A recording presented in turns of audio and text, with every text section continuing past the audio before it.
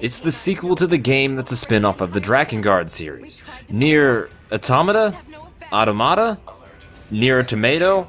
Ah, fuck it, I'll just go with Automata.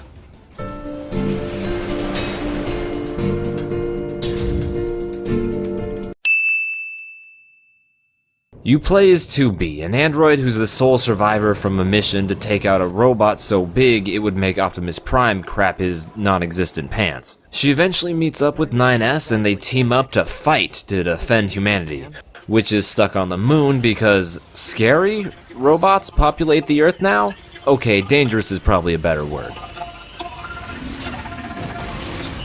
On a routine mission to wipe out every machine in the desert, you learn that these machines are beginning to become self-aware and act like humans. Eventually they stumble into a robot orgy. This guy actually has some pretty good form. I might have to take some notes. Am I really allowed to show this? Should I pixelize it to be safe? Alright.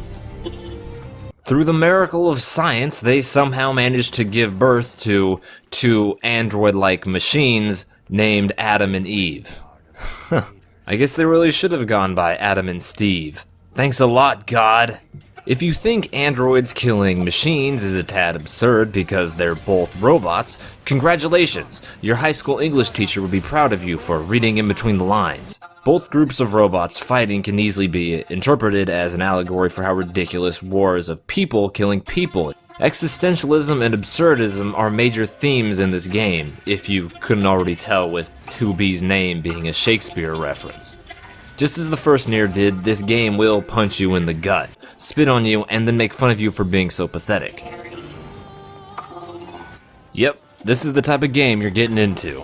So on one hand, we have a game that covers the blurred lines of war, humanity, and deciding your own fate, and on the other, you can also look up 2B's skirt.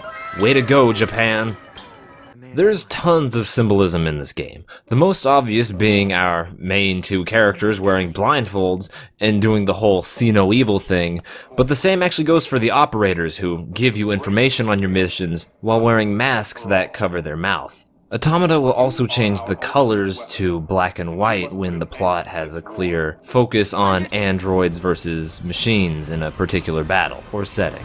I'm a giant fucking nerd, so I love this kind of stuff.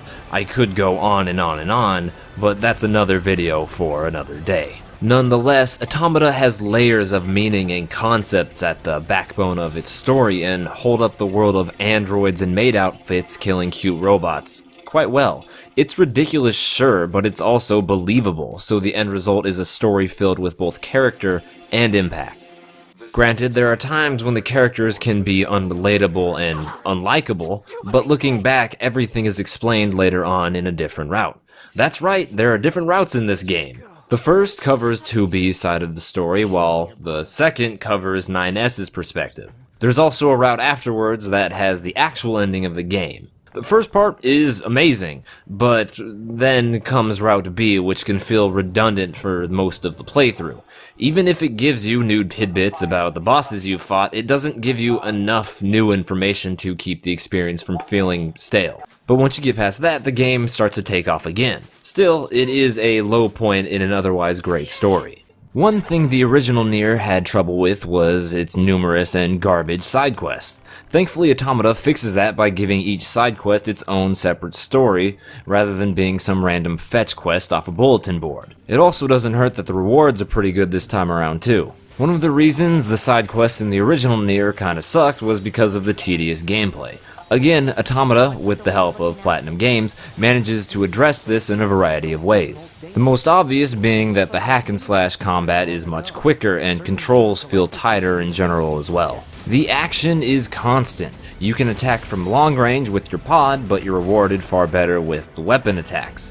Dodging is also relatively easy, and that keeps the pace of the combat as quick as it should be. Bottom line, if you're not doing damage, you're doing something wrong.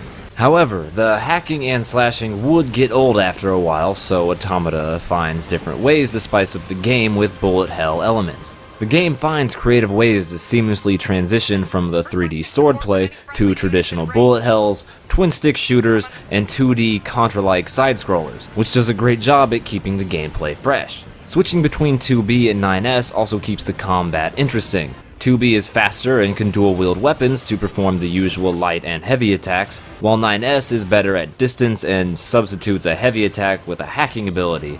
Oh god, I'm getting flashbacks from Bentley missions and Sly Cooper. I'll have the hacking left job. Automata takes the combat a step further by including different moves that are activated by timing and holding inputs differently, so button mashing might not always be your best option. Altogether, the different weapon combinations, movesets, and styles give the combat quite a bit of depth for only 2 fucking buttons.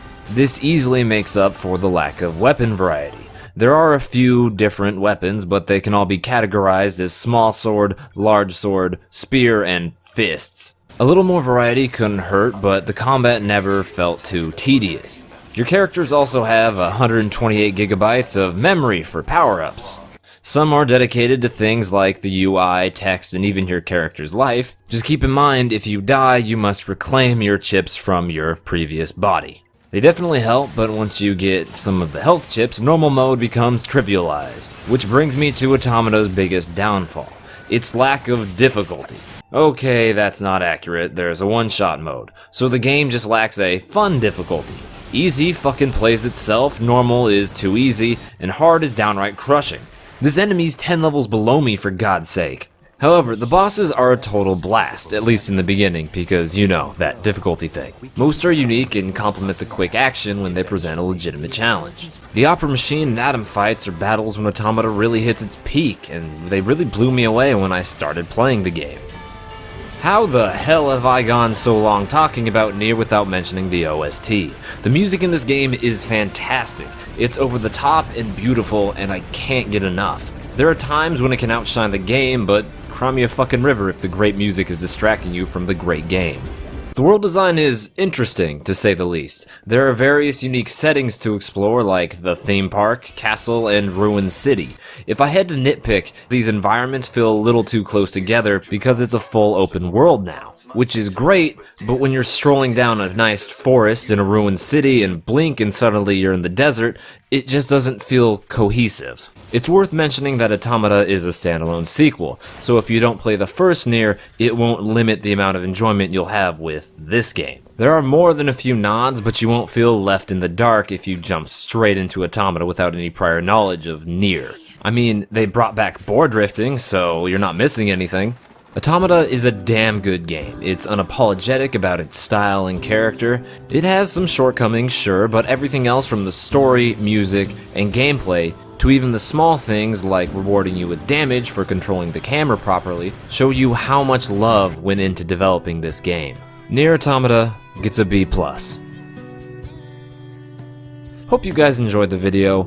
I was being sincere when I said I would make more videos on Automata. If you're interested in me doing some analysis of the game's story and how it does its shit, God, I should be a poet.